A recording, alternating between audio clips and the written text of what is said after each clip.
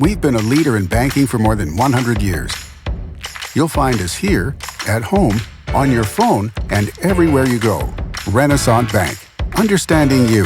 Member FDIC. Equal housing lender.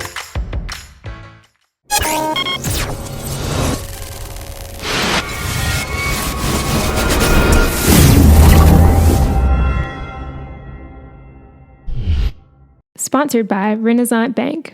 Good morning and welcome to Newsbreak for Monday, May 22nd. I'm Derek Russell. We'll take a look at the Weather Underground forecast first on today's show. Cooler temperatures are ahead for this week. Today will be cloudy with a high of 77 and a low of 59 with a 20% chance of rain. Your 3-day outlook: Tuesday, 30% chance of rain with a high of 77 and a low of 59. Wednesday, partly cloudy with a high of 71 and a low of 54. And Thursday, partly cloudy, high of 73 and a low of 56 with 10% chance of rain.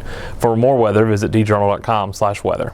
Last week's announcement that federal authorities will not prosecute Tupelo officer Tyler Cook in the shooting death of Antoine Ronnie Shumpert drew a low-key response locally.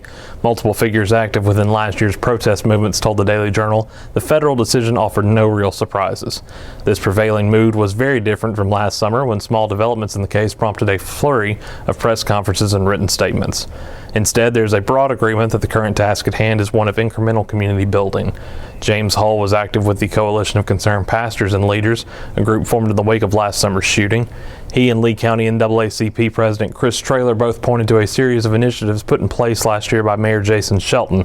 Hull has praised Shelton's ideas, but emphasizes that ideas alone are not enough. Traylor has said it will still take a lot of work in the community to build those relationships. Many high schools throughout Northeast Mississippi celebrated the class of 2017 this weekend with graduation ceremonies. In Lee County, Tupelo, and Baldwin high schools each had ceremonies on Friday, and Nettleton, Mooreville, Tupelo, and Shannon did so on Saturday. Tupelo High School graduated 402 students who earned a total of $6 million in scholarship offers. THS graduate Edie Thomas, who gave a speech at graduation, spoke about the common experiences she and her classmates shared at THS. Tupelo High School valedictorian Anna Claire Priest said she is looking forward to her chance to be independent and take on adult responsibility for the first time. She was among 218 graduates at the school. Nettleton graduated 74 students, Mooreville had 112 graduates, and Baldwin had 53. Shannon salutatorian Aaliyah Lee told her classmates about the importance of having a positive attitude if the going gets rough. Shannon graduated 113 students. When voters went to the polls earlier this month in 5 Northeast Mississippi cities, residents got to choose their next police chief or town marshal. 2 more towns will have similar votes next month in the general election. Electing police chiefs was once the norm, but is now the exception in Mississippi. Out of 275 police chiefs across the state, the vast majority are now appointed. Only 11 elected officials remain in the Magnolia State, and most of those are in the northeast corner of the state. That includes Aberdeen, Amory, Baldwin, Corinth, Houston, Iuka, Nettleton, New Albany, and Okolona. The other 2 elected chiefs are in Brookhaven and Forest. The main differences between appointing and electing chiefs comes down to geography and qualifications.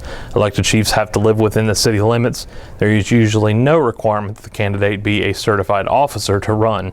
Appointed chiefs can come from anywhere. Boards advertise the position and can require a certain level of experience to be considered. Appointed chiefs are also accountable to mayors and boards. And in sports, Tupelo and Mooreville high schools each won baseball state titles over the weekend. Mooreville defeated Seminary 6-5 on Thursday night to complete a sweep of the championship series at Trustmark Park. It was the school's 9th state title and first since 2005. Tupelo defeated Gulfport 3-0 on Saturday to win its first state title since 1993. Junior left-hander Josh Smith pitched a complete game shutout. He allowed 4 hits, struck out 5, and walked 1. Thanks for watching Newsbreak on this Monday. Don't forget this show is one of the many online offerings that gets you news off the page and on the go. Today, 2 p.m., you can watch the Capitol View webcast with Capitol Bureau Chief Bobby Harrison at djournal.com as he discusses what's happening in state politics. Each story discussed today you can find in your copy of your daily journal or online at djournal.com, where you can find a new episode of Newsbreak each weekday at 7 a.m. I'm Derek Russell. Thanks for joining us.